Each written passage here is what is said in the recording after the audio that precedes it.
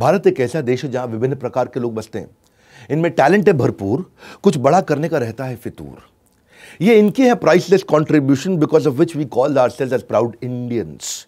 नमस्कार, विवेक बिंद्रा बोल रहा हूं, फाउंडर एंड सीईओ बड़ाबिजनेस.com। आज बात करूंगा द बड़ा भारत शो की। ये पहचान है नए भारत की, उनके आत्मविश्वास की, कड़ी मेहनत और सम्मान की। Welcome to our show the Bada Bharat show, जो कि एक ट्रिब्यूट है इंडियाज ग्लोबल ब्रांड एम्बेसडर, वो भारतीय जिन्होंने भारत को बड़ा भारत बनाया। आज इसी कड़ी में आपको मिलवाने जा रहे हैं श्री आनंद कुमार से, जिनका कैम्ब्रिज में एडमिशन हुआ 1994 में। न्यूयॉर्क टाइम्स ने इनकी तारीफ करी, टाइम्स मैगजीन ने इनकी तारीफ करी। 500 बच्चों को IIT में लेके जा चुके हैं। बचपन में चौथी क्लास में जब बच्चे क्रिकेट खेला करते थे, आनंद कुमार उस समय बैठ के रेडियो और ट्रांजिस्टर बनाया करते थे। स्वागत करते हैं श्री आनंद कुमार का द बड़ा भारत शो में।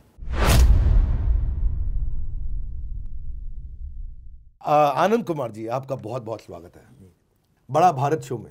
आपकी सिंप्लिसिटी के विषय में सब लोग जानते हैं। रिक्शे वाले के बच्चे को, हलवाई के बच्चे को, सबको आपने पढ़ाया। पढ़ाने में आपने ऐसा क्या किया जो आपके पढ़ाया रिक्शे वाला बच्चा भी IIT में पहुंच गया, और बाकी जगह हम देख रहे हैं दिल्ली मुंबई में वो रिजल्ट स्कूल कॉलेजेस प्रोड्यूस नहीं कर पा रहे हैं।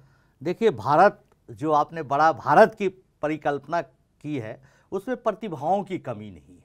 बहुत हमने गांव में, देहात में ऐसी प्रतिभाओं को देखा जो धारा के विरुद्ध बहते हुए, हवा का रुख मोड़ते हुए, पत्थर का सीना फोड़कर दिखा सकते हैं कि भारत सच में बड़ा भारत है। लेकिन जरूरत इस बात की कि ऐसे प्रतिभाओं को सिर्फ एक प्रश्रय देना होता है, एक उनको रास्ता दिखाना होता है, उनमें उत्साह भरना होता है, जो काम आप भी कर रहे हैं और ना जाने कितने लोगों की जिंदगियां बदल दी आपने भी। तो इस तरह से मैंने भी बच्चों को, उनको पढ़ाने का, उनको समझाने का, उनमें एक उम्मीद जगाने का काम किया। उसमें ये बताने का काम किया कि तुम भी 5 स्टार होटलों जैसे जो बड़े बड़े स्कूल्स हैं, उनमें पढ़ने वाले बच्चों को तुम भी परास्त कर सकते हो। बस ये उम्मीद जगाने की जरूरत। वैसे तो कहा जाता है कि convert your anger into resolution, अपने गुस्से को एक संकल्प में बदल देना चाहिए। आप बड़े शांत स्वभाव के व्यक्ति हैं। फिल्मों में तो ऋतिक रोशन के रोल से दिखाई पड़ा ऐसा कि जैसे थोड़े मिठास भी है जीवन में, थोड़ा जोवियल भी है। लेकिन कभी इस तपस्या के दौरान आपको गुस्सा भी आया? बहुत बार गुस्सा आया, बहुत बार बिना मेरी गलती के लोगों ने दबाने का प्रयास किया।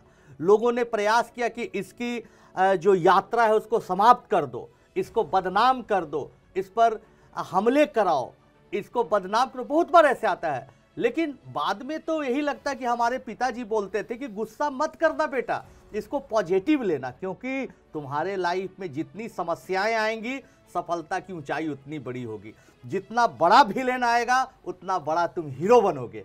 तो इसी सिद्धांत को मानकर मैंने गुस्सा को दबा के पॉजिटिव काम करने का प्रयास किया। हाँ, ठीक बात है। मैंने आपका एक डायलॉग सुना था जहाँ बोले कि भाई इन्होंने, बड़े बड़े लोगों ने अपनी सड़कें तो मखमली बना दी और हमारी सड़क में गड्ढा डाल दिया, पर वो गड्ढे ने हमको छलांग मारने का प्रैक्टिस करा, सिखा दिया हमको कि भाई छलांग भी आप मार सकते हैं।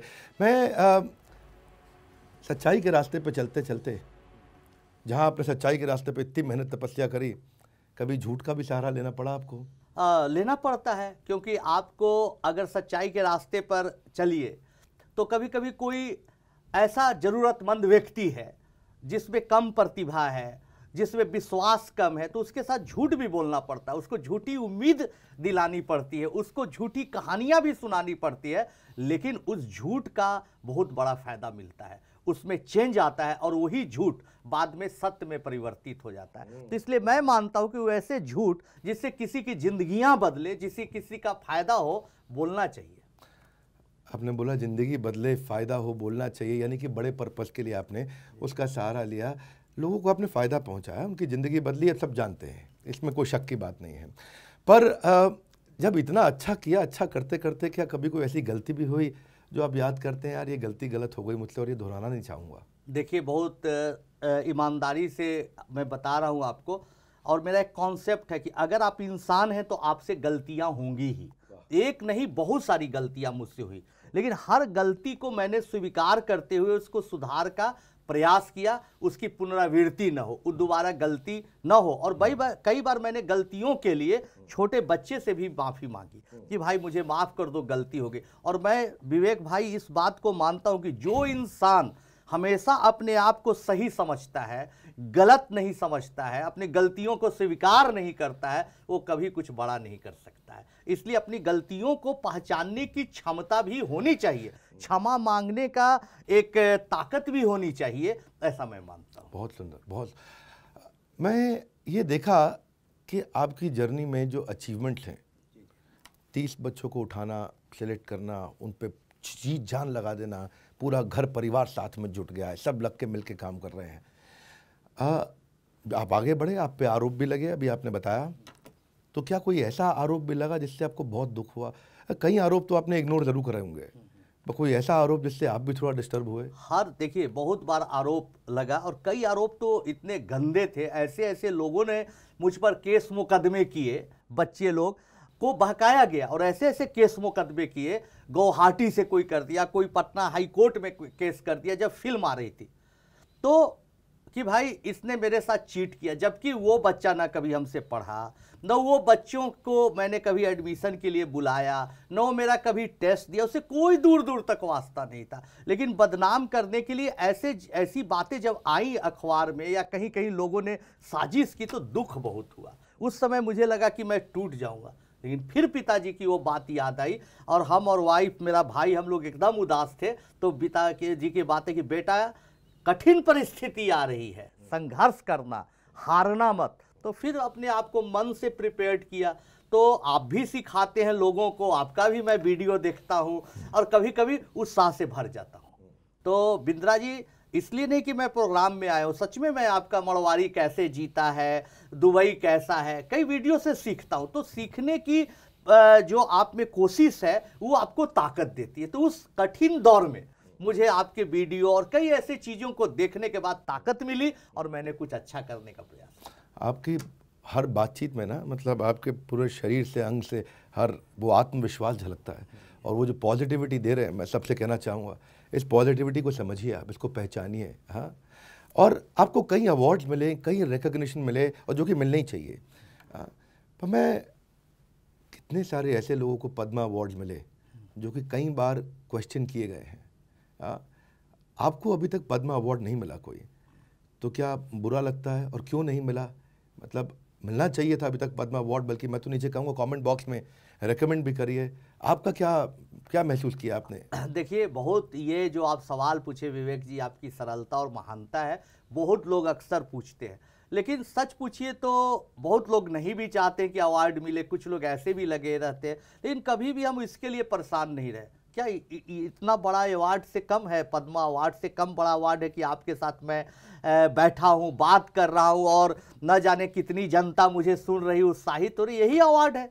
तो जब कोई गरीब बच्चा, जिसके पिताजी ईंट भट्ठे पर काम करते हैं, और वो बच्चा हमारे पास आता है और पढ़ के मिठाई लेके आता है कि सर मेरी नौकरी लग गई, वही बड़ा अवार्ड है। तो अवार्ड अपने आप मिलते रहते हैं, आप कर्म करते रहिए, मैंने यही सीखा। बहुत सुंदर। आपकी कहानी सुपर 30 में लोगों ने बड़े उत्साह से देखी। मैंने क्या किया था कि मेरे फार्म हाउस में जो मेरे साथ में माली काम करता है, जो ड्राइवर है, जो रसोईया है, जितने लोग मेरे साथ, मेरे भाई की तरह ही हैं, साथ ही रहते हैं यहाँ पे, बड़ा मैं उनसे प्रेम करता हूँ। तो जो पहली पिक्चर मैंने उनको इकट्ठे दिखाई थी, वो सुपर 30 दिखाई थी, और बहुत इंस्पायर्ड हुआ। और कल मेरा माली और मेरा रसोईया सब बोल रहे थे कि वो आनंद कुमार जी आ रहे हैं आज हमारे यहाँ, तो बहुत सब बड़े उत्साहित थे। तो मैं जानना चाहता हूँ कि आपने इतनी सक्सेस स्टोरीज इस मूवी में भी कवर करी, कोई ऐसी कहानी आपके जीवन में जो आपको बड़ा छू गई हो, और मूवी में नहीं कवर हुई है, लोगों को नहीं पता हो, लेकिन आज आप इस मंच से बताना चाहते हैं कि आप बड़े इंस्पायर्ड हुए इस स्टूडेंट से? तो वो कौन से स्टूडेंट है जिससे आज भी आप उसको बड़ा याद करते हैं, कि बड़ा संतुष्टि महसूस करते हैं? एक हमारे पास स्टूडेंट आया, ऐसे तो सब स्टूडेंट हैं, लेकिन एक हमारे पास स्टूडेंट आया, शशि नारायण। शशि नारायण बहुत सीधा, उसके भाई ने खुदकुशी कर ली थी, बड़ा सरल बच्चा था, कुछ मानसिक दबाव में था, लेकिन बावजूद इसके शशि कभी गरीबी से, गांव के उस माहौल में भी कभी हारा नहीं। 10th पास करके हमारे पास आया, 10th पास करके हमारे पास आया तो कुछ नहीं बोला, पिता पुत्र चुपचाप रोने लगे, भावना, इतने अच्छे थे। और वो शशि जो हिंदी मीडियम के सरकारी स्कूल से पढ़ता था, संघर्ष करते करते IIT निकाला। IIT निकालने के बाद वहाँ उसका रैंक बढ़िया नहीं था, तो वो चला गया खड़गपुर आईआईटी में एक छोटे से ब्रांच में, फिर भी उसने हिम्मत नहीं हारी और फिर 1 साल मेहनत किया और फिर उसका कंप्यूटर साइंस में हो गया ट्रांसफ़र, फिर वहाँ मेहनत जारी रखा और यूरोपियन स्कॉलरशिप कंपटीशन में जहाँ पूरी दुनिया से लोग फॉर्म भरते हैं, जब उसका रिजल्ट आया पीएचडी प्रोग्राम के लिए, हायर एजुकेशन के लिए, तो पूरी दुनिया में उसका रैंक नंबर 1 था। बहुत बढ़िया, बहुत बढ़िया। ये हिंदी मीडियम का बच्चा यूरोपियन स्कॉलरशिप में लंदन में, और हिंदी मीडियम का बच्चा एक ब्रिटिश लेडी से शादी भी कर लिया, प्यार मोहब्बत। ये अच्छा है कि हम ब्रिटिशर्स को दोबारा लेके आ रहे हैं, लेकिन अब अलग प्रकार से। अच्छा लगा। अब देखो आनंद जी, आपके जीवन में ये जो पॉपुलैरिटी बहुत बड़ी, सुपर 30 के बाद तो एक अलग प्रकार का असर भी आया होगा, तो अगर आपको ठीक लगे बताना। मुझे लगता है कहीं ना कहीं पॉलिटिक्स में लोगों ने आपसे आने की गुजारिश ज़रूर करी होगी कि भाई आदमी बहुत फेमस है और बड़ा अच्छा काम किया है इन्होंने, ये आ जाएं हमारे साथ खड़े हो जाएं।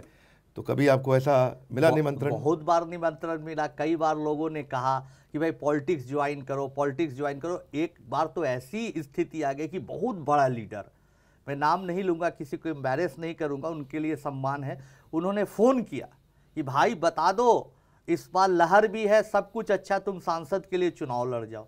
हमने मना कर दिया। वो जब फ़ोन करते थे तो ना कहने में मुझे संकोच होता था, इतने अच्छे और बड़े इंसान थे, लेकिन हमने साहस करके बार बार ना कहा, क्योंकि मैं जानता हूं कि जो लाइन आपके लिए सूटेबल है वही करिए। जैसे बड़ा बिजनेस है, क्या करता है, आप जिस तरह से काम कर रहे हैं, एक गरीब छोटे बिजनेसमैन को भी आप आगे ले जा रहे हैं, तो क्या आप भारत में एक सांसद जो काम कर सकते उससे ज़्यादा बड़ी जिम्मेवारी आपकी है। तो एक टीचर भी अगर मेहनत करे तो भी एक सांसद की तरह जिम्मेवारी को निभा सकता है। इसलिए जो प्रोफेशन में आप हैं उसमें ही अच्छा करके देश के लिए कुछ अच्छा करें और बड़ा भारत बनाने का प्रयास करें। मेरा तो यही मानना है। ये तो पॉलिटिक्स की बात हुई, एक थोड़ा मैं पर्सनल लाइफ में भी अगर आप अलाउ करें, तो मैंने सुना आपकी लव मैरिज हुई थी, तो क्या रहा प्रेम प्रसंग, कैसे पटना की गलियों में हुआ, कहाँ मिलते थे? वाइफ बहुत अच्छी महिला है, रितु रश्मि नाम है, आईआईटी से पढ़ी? हाँ, आईआईटी से बीटेक की हुई। और सबसे बड़ी बात है कि हमारा जो प्रेम था कम से कम 9 साल चला। लोग इतना आज के तारीख मतलब में आनंद कुमार में एक रोमांटिक हीरो भी छुपा है।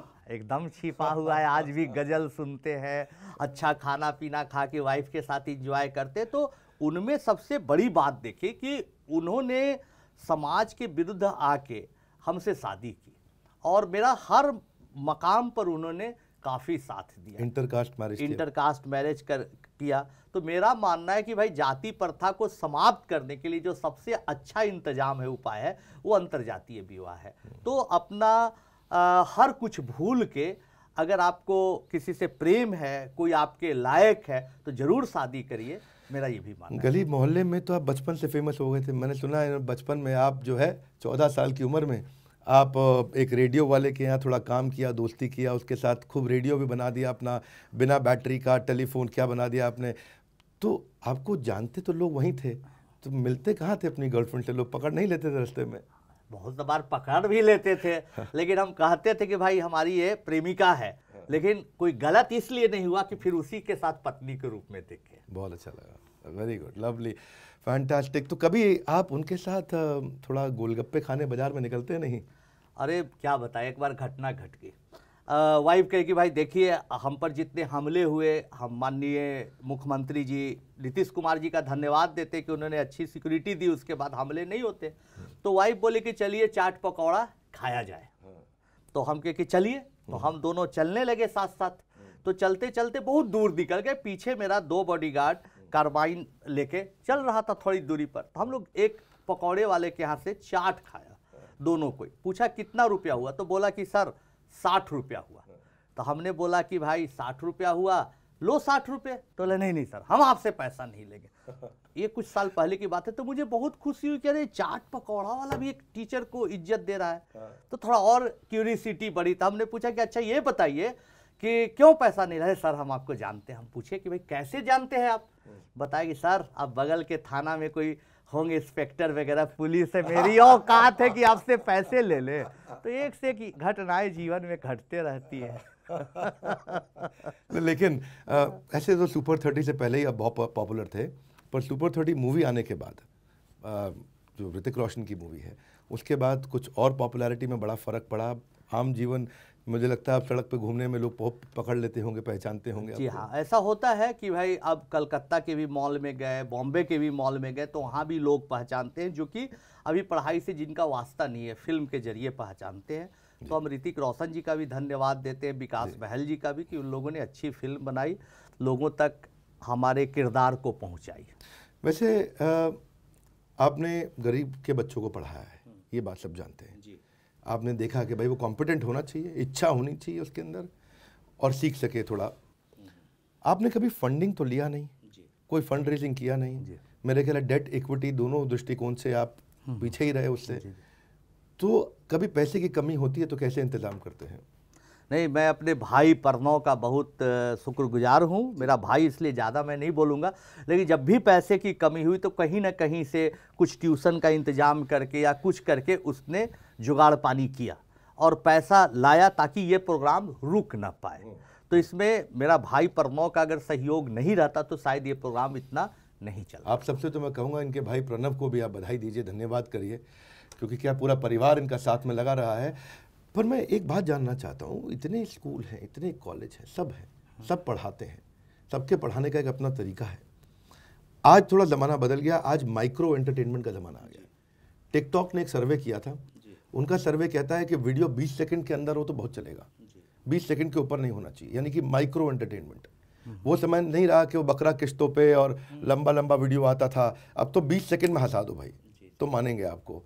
तो ऐसे माहौल में पढ़ाई जैसा बोरिंग सब्जेक्ट, और वो भी मैथमेटिक्स, और वो भी इंजीनियरिंग की पढ़ाई कराना, तो आप ऐसा क्या करते हैं कि हलवाई का बच्चा और रिक्शा वाला का बच्चा भी पढ़ जाता है, मतलब वो भी सीख जाता है, डिस्ट्रैक्शन नहीं होने देते हैं? ये बहुत बड़ी बात है, सबसे बड़ी बात है। एक बात मैं बताना चाहूँगा कि कभी हवाई जहाज़ से यात्रा कर रहे हैं तो कोई स्टूडेंट मिला तो वो पैर छूता है, प्रणाम सर, आपने तो मुझे ज़िंदगी मेरी बदल दी। हमने कहा बहुत अच्छा लगता है कि भाई बहुत अच्छा। अभी मैं पटना से इसका प्रोग्राम के लिए आ रहा था तो एक बच्चा मुझे मिला और मेरा पैर छुआ कि सर मेरा नाम विपिन सलोना है और मैं गो एयर में अभी हेड कर रहा हूँ इंजीनियरिंग सेक्शन को पटना में। तो एक और बच्चा मिल गया, प्रणव प्रिंस, जो अभी दुबई में काम कर रहा है, सुपर 30 2008 का बैच। तो अच्छा लगता है, लेकिन बहुत अच्छा लगता है जब कोई बच्चा मिलता है और ये नहीं बोलता कि मेरी ज़िंदगी बदल दी, बोलता है कि आहा क्या आपने ग्राफ पढ़ाया, कैलकुलस का सवाल बिना कलम उठाए बताया, मज़ा आ जाता है। तो मत कलम उठाओ, मन में ही सवाल बनाओ। तो है ना कि मत कलम उठाओ, मन में ही सवाल बनाओ और थोड़ा मुस्कुराओ। जो कॉन्सेप्ट है उसको हम लाने का प्रयास किए कि भाई थोड़ा थोड़ा मुस्कुराओ, देखो, सवाल को समझो, उसके गहराई को समझो। तो पढ़ाने के लिए हमने बेसिक से लेके गए कि अगर कोई बच्चा हमारे पास आता है तो हम देखते कि वो कहाँ तक है, यहाँ है, तो यहाँ से फिर धीरे धीरे उसको उठाने का प्रयास करते हैं, उसका हाउ एंड वाई चीज़ों का बताते हैं। ये मैंने सुना, हाउ एंड वाई पे बहुत फोकस करते हैं, एक सवाल को अलग अलग प्रकार से समझाते हैं। जैसे आप बिजनेस पढ़ाते हैं लोगों को तो लोग पैसे दे के आते हैं और बाद में फ़ायदा बताते हैं। समझ लीजिए मेरे साथ भी कुछ ऐसा है कि मैथ पढ़ाने में उनको बांधने का प्रयास करते हैं। तो जनता जो है, जो हमारा स्टूडेंट है, ऑडियंस है, वो बंधा हुआ रहे, एक शिक्षक का सबसे बड़ा ये काम है।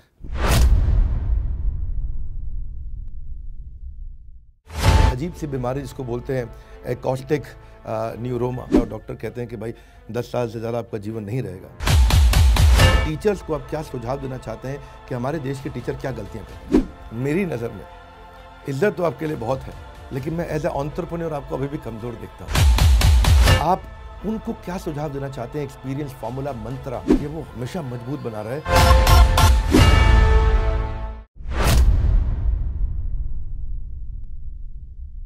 12 साल की उम्र से मैं आपके बारे में थोड़ा पढ़ा, समझा, अपनी टीम से भी चर्चा में कर रहा था, तो वो भी आपके बारे में काफ़ी बताया उन्होंने।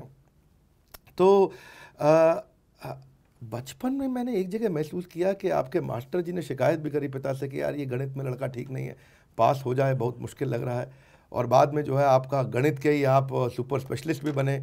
और एक जगह कोई टीचर जी थे, ऐसे एक मास्टर जी थे जिनको आपने कोई अलग प्रकार से बड़ा उत्तर दे करके दिखाया था। तो मैं थोड़ा वो जानना चाहता हूँ कि मैंने बहुत अच्छा सवाल पूछा। देखिए दोस्तों, दरअसल में ऐसी बात है कि जहाँ अभी बड़ा बिजनेस भी सिखाता है आपको कि आप जीवन में एक लिस्ट बनाइए कि आपका वीकनेस क्या क्या, उसी पर सबसे ज़्यादा फोकस करिए।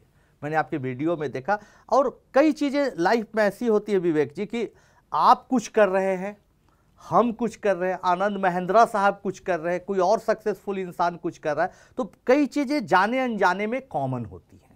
तो बाद में पता चलता है कि अरे विवेक जी जो पढ़ा रहे हैं, सिखा रहे हो, तो मैं शुरू से कर रहा हूँ। ऐसी चीज़ें होती है, मैंने इसको नोटिस किया। तो जो आप अभी बात बोल रहे हैं कि जब जैसे मेरा बचपन से शौक था कि वैज्ञानिक बनूं, तो तरह तरह का प्रयोग करता था, एक्सपेरिमेंट करता था, उसमें धीरे धीरे समय बर्बाद होने लगा, टाइम लॉस होने लगा। तो और भी सब्जेक्ट तो आसान था, पढ़ के 2-4-5 दिन भी मैनेज कर लेता था, लेकिन मैथमेटिक्स एक ऐसा सब्जेक्ट है, उसके लिए एकदम डिटेल में जाना पड़ता, उसके डेप्थ में जाना पड़ता, प्रैक्टिस करना पड़ता जी। तो वो मेरा कमजोर हो रहा था काफ़ी। तो जब उसमें मुश्किल से जब मैं किसी तरह से पास हुआ, तो उस समय लगा कि मुझे कुछ करना चाहिए। हमारे फादर एक सर्वेश बाबू हमारे स्कूल टीचर थे, उनके यहाँ ट्यूशन के लिए ले गए। 5 दिन पढ़ाने के बाद सर्वेश बाबू ने बोला कि अरे ये तो 10th में पहुंच गया, 9th का भी इसका बेस अभी ठीक नहीं है, आप अच्छा होगा कि बेटा को ITI या कहीं मैकेनिक का कोर्स करवा दीजिए या अपने पोस्ट ऑफिस में नौकरी दिला दीजिए। तो पिताजी थोड़ा उदास हो गए, उनके चेहरे पर उदासी देख के मुझसे बर्दाश्त नहीं हुआ। अब मैंने प्रण लिया कि जो मेरा सबसे कमजोर सब्जेक्ट है उसमें पूरी ताकत लगाऊंगा, और मैंने सेल्फ स्टडी स्टार्ट किया। शुरू से पढ़ा, 8वीं कक्षा की किताबों को 9वीं कक्षा की किताबों से करते करते 10वीं में आया। और हमारे सामने मकान के एक रहते थे संजीव पाठक जी, हमसे 4-5 साल सीनियर, उनसे कुछ कुछ सीखता था, पूछता था। आज भी मैं उनका आभार व्यक्त करता हूँ। तो एक बार रात में उन्होंने एक ऐसा चैलेंजिंग प्रॉब्लम दिया कि कोई नहीं उसको बना पाता था। रात में 1:30 बजे सॉल्व हो गया। उन्होंने 10 बजे 9 बजे रात में दिया, लगभग 9 बजे, और 1:30-2 बजे सॉल्व हो गया। इतना एक्साइटमेंट था कि मैं उनकी चारदीवारी को फान कर उनके पास ले जाके दिखाया। रात 1:30 बजे, 1:30-2 बजे की रात की बात है। तो ये होता है, एक्साइटमेंट बाद में मैंने सुना आप 10वीं में बच्चों को फिर ट्यूशन खुद भी पढ़ाने लगे थे। हाँ, फिर धीरे धीरे मैथमेटिक्स से इतना प्यार हो गया कि फिर बच्चों को पढ़ाने लगे। तो मेरे कहने का मतलब है कि जो आपका वीक पॉइंट है उससे कभी डरिए नहीं, उससे दोस्ती करिए, समझिए, कारण पता करिए कि क्या कमजोरी है, और मेहनत और संघर्ष करके उसको दूर करने का प्रयास करिए। आपको तो मैथमेटिक्स से प्यार हो गया। मेरा पर्सनल लाइफ में, वैसा मैं कभी ऑन कैमरा बोला नहीं, मैं मैथमेटिक्स से बहुत परेशान था, इतना कि डिफरेंशिएशन इंटीग्रेशन मेरा ज़िंदगी खा गया। वो 32 नंबर का पेपर, मेरा 4 सब्जेक्ट में मैं जितना पढ़ा उतना टाइम अकेला वो 32 नंबर मेरे लिए ले जाता था। पर बात सही है कि प्रैक्टिस होनी चाहिए, और मैंने सुना आपके पिताजी भी बोले कि अगर परिवर्तन लाना चाहते हो तो एक ही हथियार है, वो है एजुकेशन। कि आज तुम्हारे पास आनंद जो है टीन का संदूक है और उसके पास एल्युमिनियम का है। तुम्हारे पास आज सूती कपड़ा पहनते हो, वो टेरिकॉट पहनता है, तुम साइकिल से जाते हो, वो गाड़ी से जाता है। तो मैं आपके पिता की बात याद कर रहा था कि भाई एजुकेशन से सब बदला जाता है। तो ये कब की बात थी, और क्या मतलब इससे आपके पिता का मैं महसूस करता हूँ बड़ा प्रभाव रहा आप पे? अरे बहुत प्रभाव रहा। जब मैं बच्चा था तो एक अच्छे स्कूल में मेरा एडमिशन हुआ, लेकिन वो स्कूल क्लास 2 तक ही था। उसके बाद बड़े स्कूल में पैसे के अभाव में मैं नहीं जा पाया। तो पिताजी क्या करते थे कि बहुत दूर 8-9 किलोमीटर की दूरी पर था घर से स्कूल, तो सब लोग उस जमाने में फिएट और एम्बेसडर कार से ले जाते थे अपने बच्चों को। हमारे पिताजी साइकिल से बैठा के ले जाते थे, और साइकिल पर जब बैठाते थे तो बीच में पैर में झुनझुनी, जिसको हम लोग बिहार में बोलते हैं, जाम हो जाता था पैर। तो पिताजी को हम बोलते थे पिताजी अब पैर जाम हो रहा है, तो फिर नीचे उतारते थे, थोड़ा चलाते थे, फिर ख़त्म होता था तो बैठाते थे। और मैं बोलते बहुत इमोशनल हो रहा हूँ कि वो गाना सुनाते थे, भर रास्ते गाते हुए कुछ न कुछ गाना सुनाते थे। क्या तो गाना उस सुनाते थे? गाना उनका फेवरेट था कि रुक जाना नहीं तुम हार के। कभी कभी रोमांटिक गाना भी सुनाते थे, ओ बसंती पवन पागल, जाने कहाँ गए ओ दिन, एक प्यार का नगमा है उनका, बड़ा फेवरेट गाना था, और वो इंस्ट्रूमेंट पर भी बजाते थे वो गाना। तो बहुत मेरा प्रभाव रहा, और वो ही सिखाते थे कि बेटा देख यहाँ बड़े बड़े लोग हैं, लेकिन ये लोगों से निकलने का आगे एक ही तरीका है, वो मेहनत। 2 चीज़ बेटा अगर तुम्हारे जीवन में आ गया, कोई तुमको हरा नहीं सकता है, एक हार्ड लेबर, एक गुड बिहेवियर। कभी बिहेवियर खराब मत करता।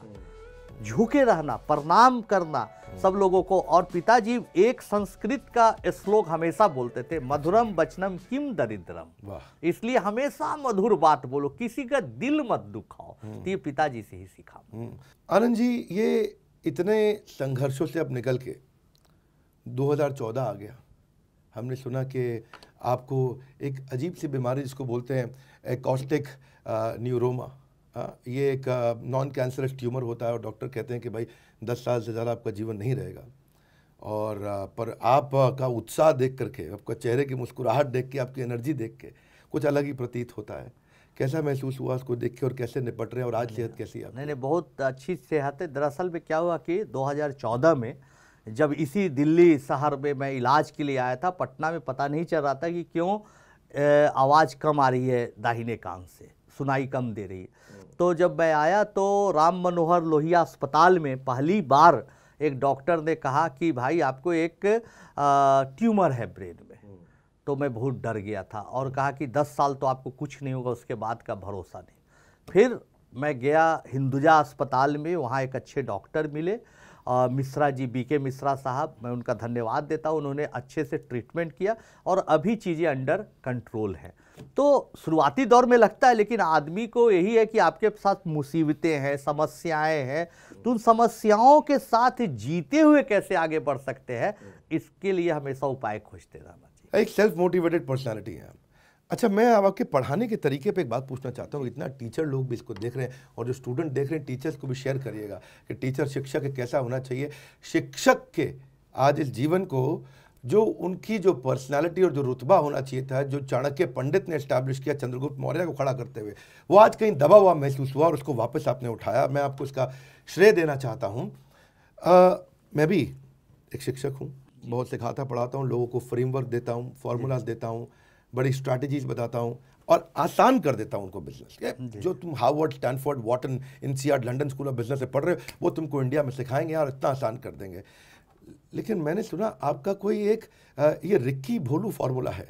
ये रिक्की भोलू फार्मूला क्या है? जरा मैं बताइए जरा, ये रिक्की भोलू। नहीं, बहुत अच्छा आपने सवाल किया। रिक्की भोलू जो फार्मूला है वो है कि 2008 में जब हमने महसूस किया कि कुछ बच्चे डर रहे पढ़ाई से, कि नहीं सर मुझसे नहीं हो पाएगा, अब छोड़ दीजिए सर, अमीर बच्चों के ये कहानी हो सकती है IIT करना।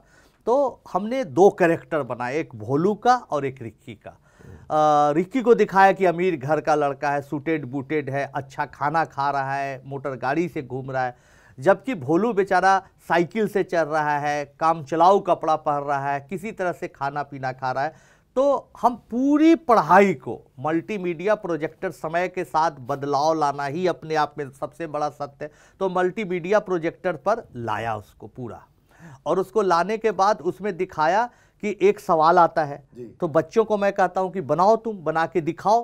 तो बच्चा से कुछ देर बाद मैं कहता हूं कि देखो ये सवाल सबसे पहले रिक्की बनाया, और उसका एक जनरल सॉल्यूशन देता हूं जो आम लोग बनाते हैं। फिर उसी सवाल को मैं क्या करता हूं कि दूसरे मेथड से, तीसरे मेथड से, चौथे मेथड से, 5, 6, 7, 8 मेथड से बनाता हूं। फिर उस सवाल को जनरलाइज करता हूं, सिमिलर प्रॉब्लम बनाता हूं। ये कौन बनाता है? भोलू बनाता है।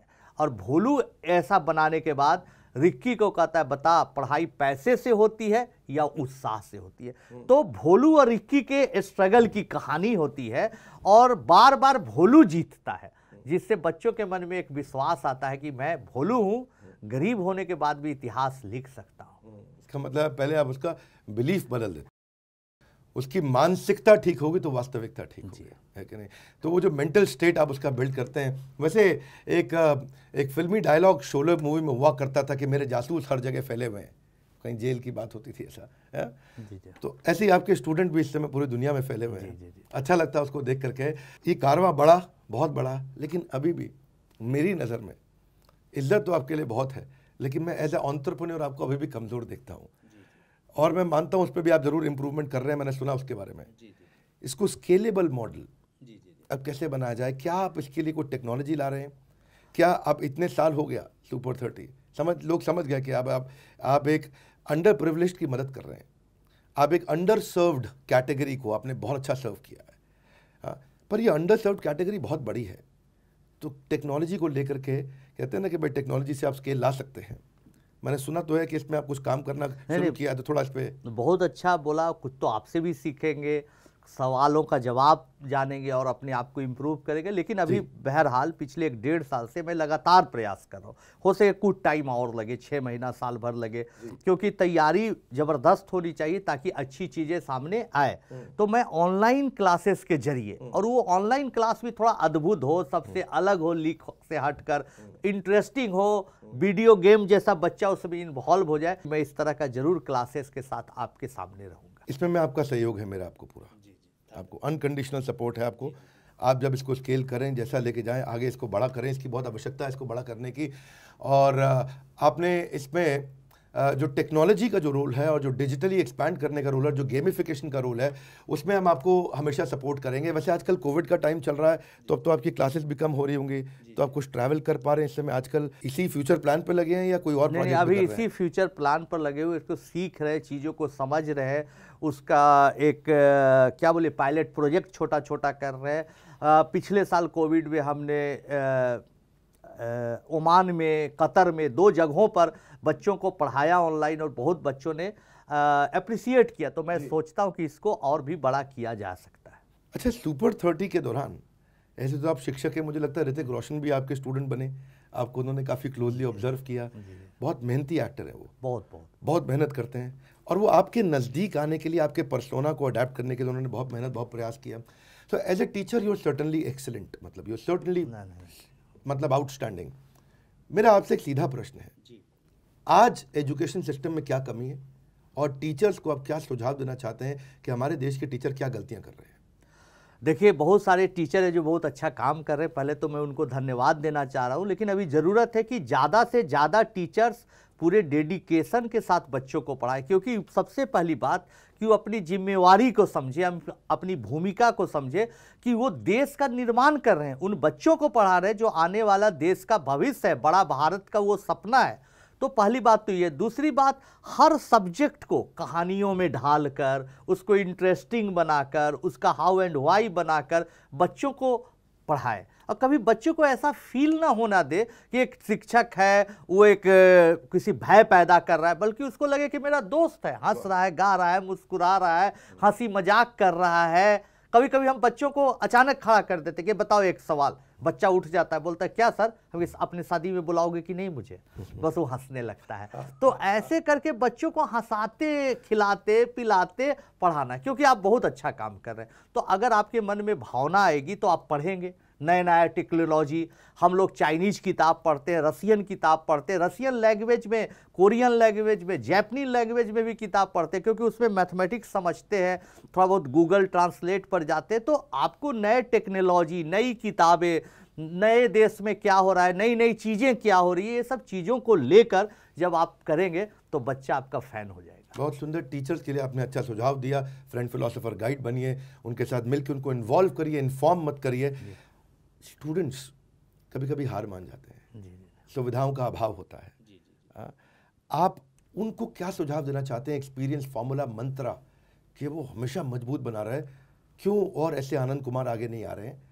क्या आपका एक चीज वो करें जो उनकी लाइफ में जे कर्व ला सकता है? स्टूडेंट्स को एक आपका इंपॉर्टेंट मैसेज। बहुत अच्छा सवाल आपने पूछा है, दिल खुश कर देने वाला। देखिए दोस्तों, सिर्फ आप एक ही काम करें, अपना हिम्मत न तोड़े, धैर्य बनाए रखें।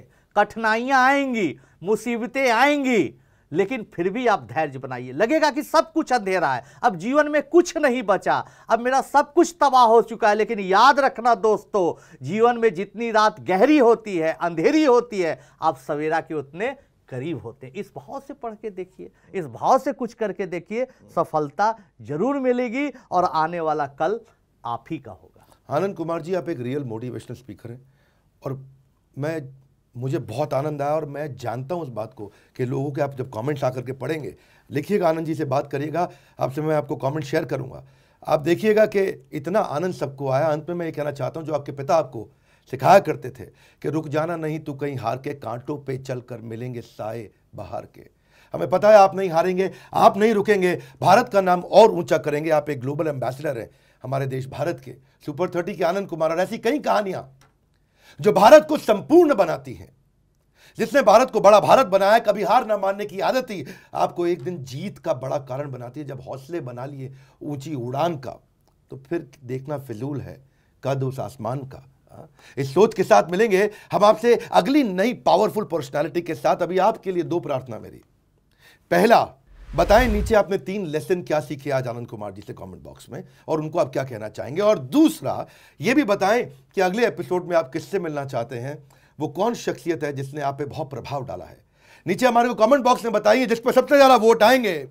आज कम से कम इतना तो हमारे चैनल की क्रेडिबिलिटी है कि हम उनको इनवाइट करें, आपके बारे में आपकी इच्छा पूरी करने के लिए लोग आना पसंद करते हैं और आपको आकर के मैसेज देंगे, क्योंकि ये वो शो है जिसने भारत को, जहां उन लोगों ने जिन्होंने भारत को बड़ा भारत बनाया।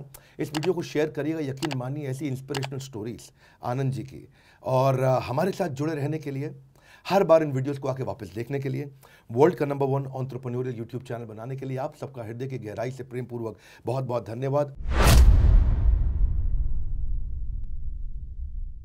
आप एक बच्चा होते हुए इतना बड़ा हीरो बने। कभी कभी टीचर्स को ऐसा लगता है यार ये तो मुझसे भी ज़्यादा जानता है, इसके सामने टीचर ही बोलने में घबरा जाता है। मैं सोचा कि आदमी इंटेलिजेंट जन्म से होता है कि कर्म से होता है। कभी आपको लगता है कि आगे चल के पॉलिटिशियन भी बनूंगा और देश को बदलूंगा?